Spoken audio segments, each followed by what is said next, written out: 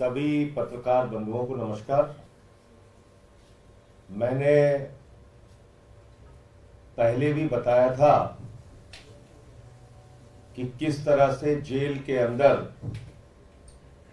3 बार के प्रचंड बहुमत से निर्वाचित दिल्ली के 2 करोड़ लोगों के मुख्यमंत्री अरविंद केजरीवाल जी के साथ भारत सरकार के इशारे पर, देश के प्रधानमंत्री के इशारे पर प्रताड़ना की कार्रवाई की जा रही है, उनका मनोबल तोड़ने की कार्रवाई की जा रही है और बार बार जो एक न्यूनतम अधिकार और सुविधा किसी को भी मिलती है वो भी छीनने का प्रयास किया जा रहा है और खुलेआम छीना जा रहा है। और आज जो मैं जानकारी आपको देना चाहता हूं वो शायद तिहाड़ जेल के इतिहास में कभी नहीं हुआ होगा। प्रधानमंत्री जी के अगुवाई में वो काम हो रहा है इस देश के अंदर जो संभवतः तिहाड़ जेल के इतिहास में कभी नहीं हुआ होगा। वो काम हो रहा है। जाहिर सी बात है, अधिकारी तो एक मोहरा है, उसको जो ऊपर से उनके आका आदेश देते हैं तो वो काम वो करते हैं। अब मैं मुलाकात के संबंध में बताता हूं। जेल मैनुअल ये कहता है, जेल का नियम ये कहता है, जेल का नियम 602 और 605 ये कहता है कि किसी की भी मुलाकात फेस टू फेस कराई जा सकती है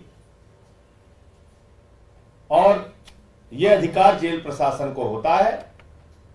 इसका बाकायदा नियम है, आप लोग पढ़ लीजिएगा, उसकी कॉपी भी दे दे रहा हूं। 602, 605 के तहत जेल प्रशासन मुलाकात करा सकता है। अरविंद केजरीवाल जी की पत्नी आप सब जानते हैं, उनका परिवार चिंतित है, परेशान है, मां बाप दोनों बीमार हैं। हालचाल जानने के लिए, बताने के लिए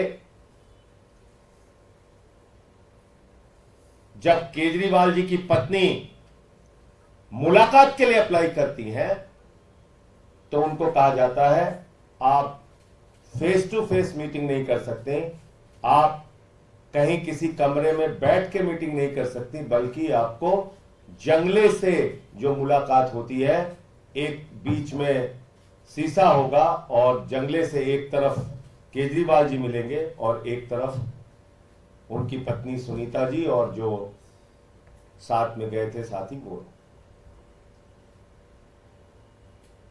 उस दिन शायद विभो की मुलाकात थी। तो मेरा ये कहना है, इतना अमानवीय व्यवहार इसी तिहाड़ जेल के अंदर एक नहीं, आप इनके इतिहास उठा के देखिएगा और आरटीआई में जवाब अगर मांग लीजिएगा, पूछिएगा इनसे, सैकड़ों मुलाकातें फेस टू फेस बिठा के कराई गई हैं। लेकिन दिल्ली के मुख्यमंत्री की मुलाकात उनकी पत्नी से एक अमानवीय तरीके से, अपमानित करने के उद्देश्य से, उनके मनोबल को तोड़ने के उद्देश्य से कहा गया कि जंगले में आपकी मुलाकात होगी। और मैं आपको जिम्मेदारी से कह रहा हूं, जिम्मेदारी से, खूंखार अपराधियों की भी मुलाकात बैरक में होती है। मैं जिम्मेदारी से इस बात को कह रहा हूं। इसका खुलासा आप सवाल पूछिएगा तो मैं समय आने पे इसका भी खुलासा करूंगा। बहुत बड़े खूंखार अपराधियों की मुलाकात भी बैरक के अंदर होती है। और दिल्ली के 3 बार के मुख्यमंत्री की मुलाकात उनकी पत्नी से जंगले के उससे कराई जा रही है। अब आ जाइए पंजाब के मुख्यमंत्री का मामला। पंजाब के मुख्यमंत्री की मुलाकात के लिए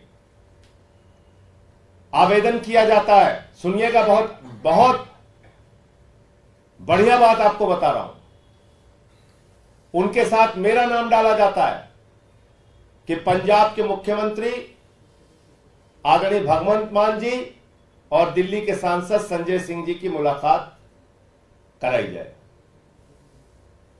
हमारे जो वकील साहब अप्लाई करते हैं उनको टोकन नंबर दे दिया जाता है। टोकन नंबर बता रहा हूं आपको, 4152 टोकन नंबर दे दिया जाता है कि संजय सिंह की मुलाकात और भगवंत मान जी की मुलाकात टोकन नंबर 4152 पे होगी। यह संभवतः 9 या 10 तारीख को मिल जाता है। वो सारे कागजात अभी आपको दे देता हूं। अचानक मुलाकात के एक दिन पहले रात में मेल आती है और एक मुख्यमंत्री की और एक सांसद की मुलाकात को कैंसिल कर दिया जाता है। और क्या कहा जाता है कि आपके सुरक्षा की दृष्टि से आपकी मुलाकात इतनी शॉर्ट नोटिस पे नहीं कराई जा सकती। यानी कि जब भगवंत मान और संजय सिंह का अप्लाई किया जा रहा था, उस समय जेल प्रशासन को और भारत के प्रधानमंत्री को यह पता नहीं था कि भगवंत मान कौन है। एक राज्य का मुख्यमंत्री मुलाकात के लिए अप्लाई कर रहा है, देश की सरकार को नहीं पता, मोदी जी को नहीं पता भगवंत मान कौन है। चलो संजय सिंह कौन है नहीं पता, मान सकते हैं, लेकिन एक भगवंत मान जो एक राज्य के मुख्यमंत्री हैं, वो अप्लाई कर रहे हैं, आपको पता ही नहीं कि किसका आपने टोकन नंबर इश्यू कर दिया। भगवंत मान का टोकन नंबर मिला 4152 और शाम को ही उसी दिन कह दिया गया सुरक्षा कारणों से आपकी मुलाकात नहीं कराई जा सकती। यह काम हुआ और हमारी और भगवंत मान की मुलाकात को कैंसिल कर दिया गया। अब तीसरी घटना बताता हूं। 602, 605 के तहत कहा गया कि भाई आप सुरक्षा कारणों से कह रहे हैं, आप ठीक है, आप फेस टू फेस मुलाकात कराइए, एक निर्वाचित मुख्यमंत्री है। तो कहा गया नहीं साहब, पंजाब के मुख्यमंत्री और दिल्ली के मुख्यमंत्री की मुलाकात भी जंगले के आर पार बैठ के ऐसे ही होनी है और किसी भी तरह से आपकी मुलाकात फेस टू फेस फिजिकल मुलाकात नहीं कराई जाएगी।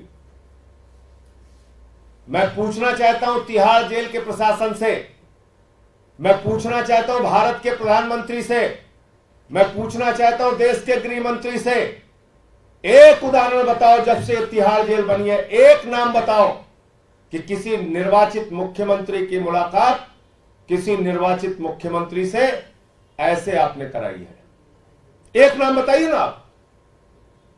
मैं जानता हूं कितने लोगों की मुलाकात वहां पे फिजिकल होती है, ऑफिस में बिठा के कराया जाता है। एक नाम बताइए जब से ये तिहाड़ जेल बनी है, एक नाम बताओ प्रधानमंत्री जी, एक नाम बताइए अमित शाह जी।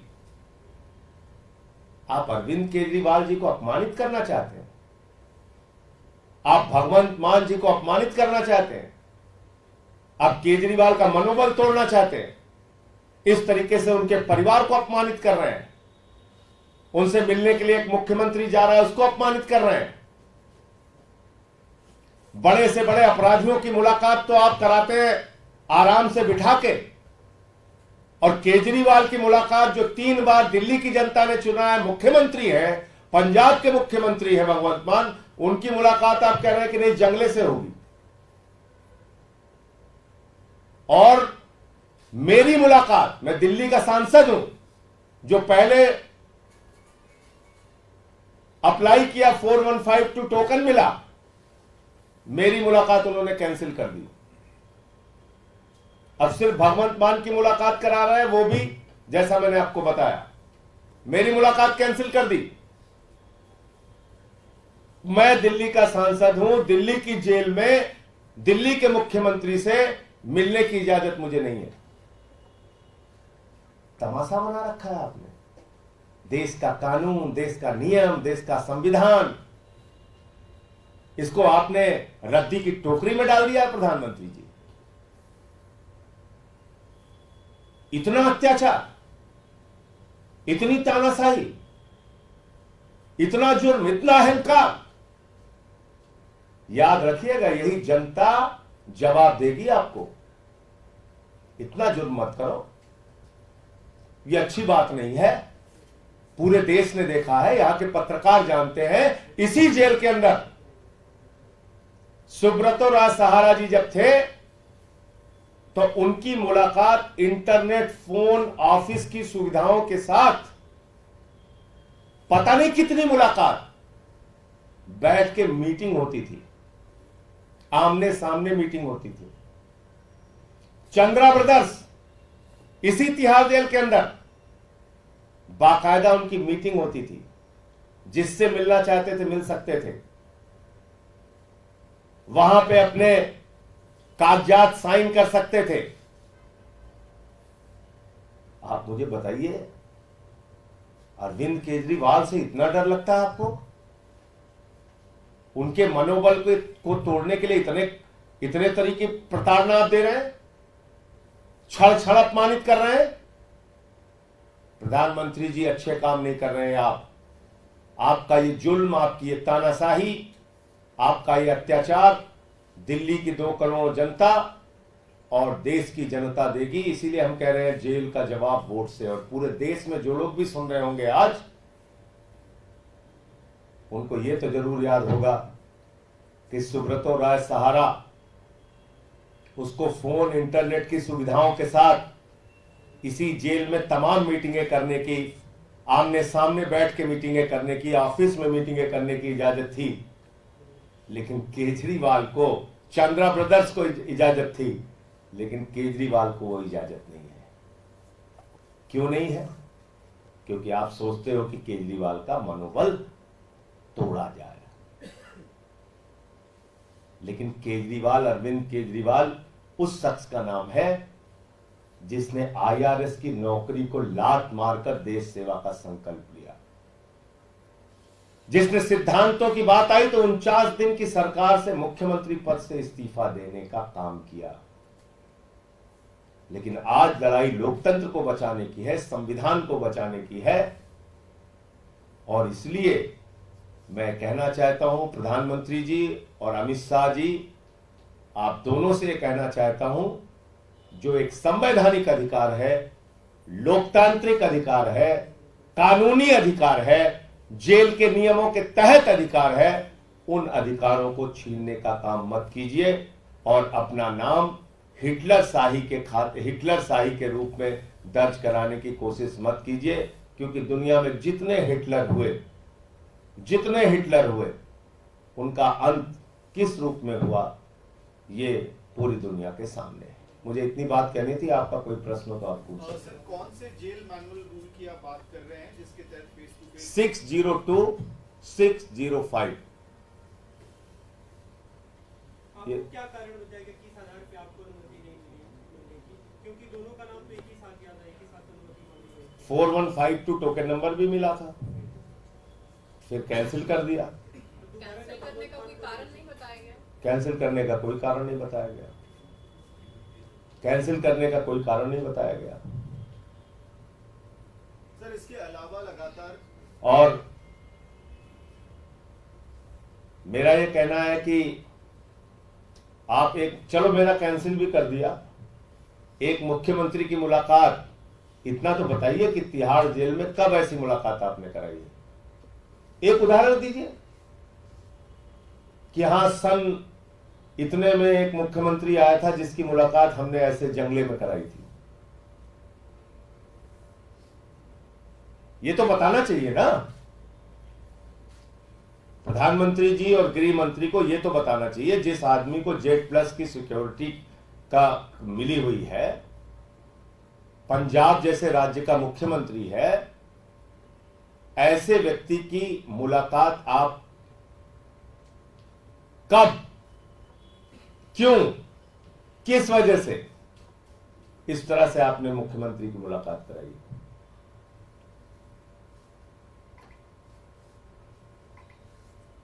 और इतिहास के पन्ने उठा के देख लीजिएगा। यहां मुझे जितना याद है, पंजाब के एक मुख्यमंत्री बादल साहब भी थे, वो भी किसी से मिलने आए थे इसी जेल में, और तब उनकी मुलाकात कैसे हुई थी ये पूछ लीजिएगा इनसे। इतना तो बनता है ना। पंजाब के मुख्यमंत्री बादल साहब, मेरी जो जानकारी है इसको सही कर लीजिएगा आप लोग, पंजाब के मुख्यमंत्री बादल साहब इसी जेल में किसी से मिलने आए थे और उनकी मुलाकात कैसे कराई गई थी ये पता कर लीजिएगा।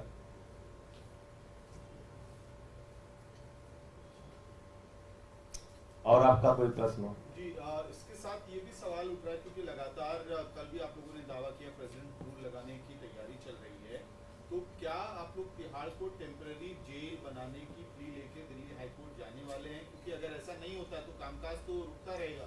नहीं, मेरे ये नहीं समझ में आ रहा है कि राष्ट्रपति शासन लगा कैसे सकते हैं भाई। एक सरकार जिसने विश्वास मत हासिल किया अभी कुछ दिन पहले, तो 6 महीने तक तो दोबारा उसके खिलाफ कोई अविश्वास प्रस्ताव आ नहीं सकता।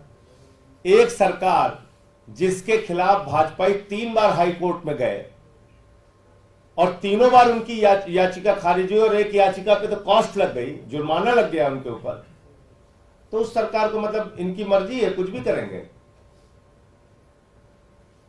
भाई। लॉ एंड ऑर्डर की सिचुएशन दिल्ली में कोई ऐसी है नहीं।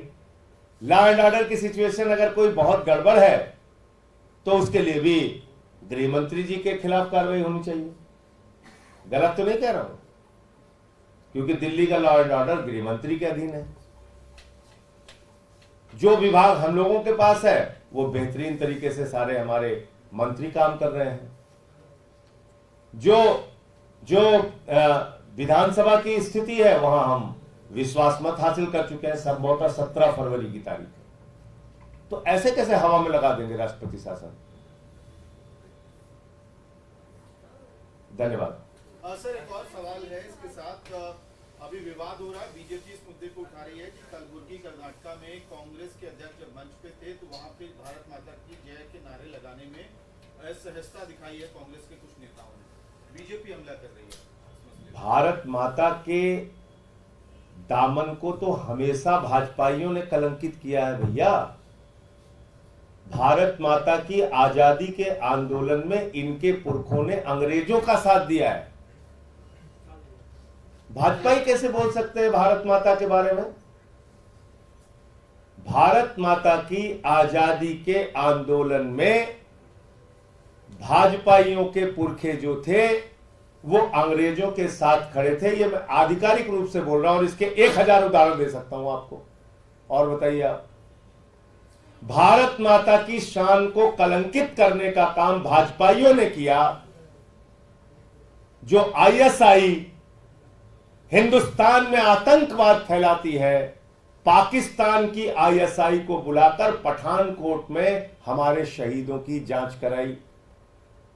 भारत माता की शान को कलंकित करने का काम भारत के प्रधानमंत्री ने उस वक्त किया कि आजादी के बाद किसी भी प्रधानमंत्री ने अपने शपथ ग्रहण समारोह में पाकिस्तान के प्रधानमंत्री को नहीं बुलाया।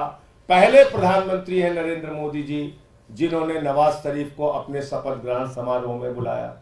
भारत माता की शान को कलंकित करने का काम तो भाजपाइयों ने तब किया जब ये शहीदों के ताबूत में घोटाला कर चुके थे। इन्होंने तो शहीदों के ताबूत में घोटाला किया है।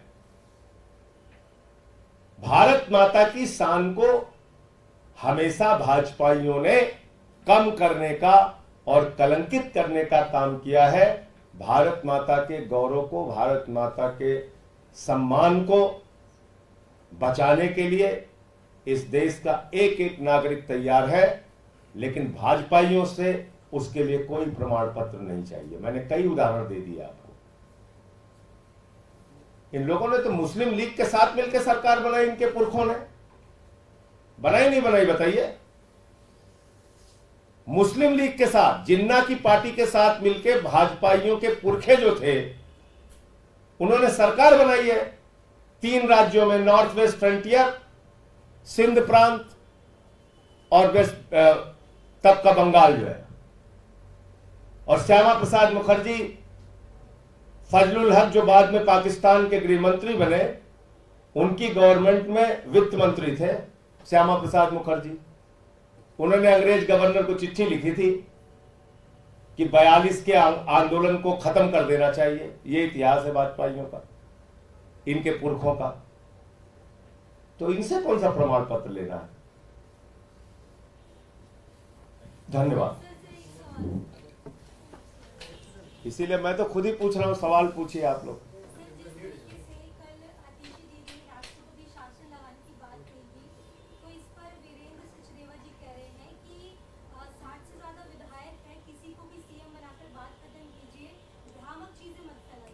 भाई वीरेंद्र सचदेवा कौन है? उन्होंने थोड़ी बनाया है मुख्यमंत्री। अरविंद केजरीवाल को मुख्यमंत्री दिल्ली की 2 करोड़ जनता ने बनाया ना, वीरेंद्र सचदेवा जी ने बनाया नहीं है। न नरेंद्र मोदी जी ने बनाया है, न विनय कुमार सक्सेना जी ने बनाया है। उनको दिल्ली की 2 करोड़ जनता ने मुख्यमंत्री बनाया है और प्रचंड बहुमत से बनाया है। 62 सीटें दे के बनाया है।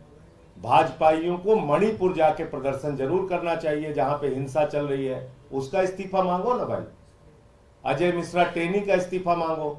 हम लोग भी आएंगे तुम्हारे साथ, करो एक दिन का अनशन, मांगो इस्तीफा मणिपुर वाले मुख्यमंत्री का, जहां हिंसा हो रही है। हम भी उनकी मांगों का समर्थन करेंगे। और दूसरी चीज, राष्ट्रपति शासन तो यहां लग ही नहीं सकता। कैसे लग जाएगा राष्ट्रपति शासन? एक कारण बताइए राष्ट्रपति शासन लगने का। क्या विधानसभा में हमारे पास बहुमत नहीं है? नहीं है, 62 सीटें हैं। क्या दिल्ली में कोई लॉ एंड ऑर्डर खराब है? लॉ एंड ऑर्डर खराब है तो उसके लिए गृह मंत्री जिम्मेदार है, उनका इस्तीफा लीजिए। क्या 6 महीने के बीच में कोई अविश्वास प्रस्ताव आने का खतरा है? नहीं, 17 फरवरी को हम विश्वास मत हासिल कर चुके हैं। क्या देश की किसी न्यायालय ने कहा कि अरविंद केजरीवाल जी को इस्तीफा देना चाहिए? नहीं, 3 बार हाई कोर्ट ने कहा बिल्कुल इस्तीफा नहीं देना चाहिए, और जो याचिका लेके गया था उसके ऊपर जुर्माना कर दिया। तो नरेंद्र मोदी जी इस देश का संविधान थोड़ी लिखे हुए हैं, बाबा साहब डॉक्टर भीमराव अंबेडकर जी ने लिखा है ना। तो राष्ट्रपति शासन ऐसे हवा में थोड़ी लगा देंगे।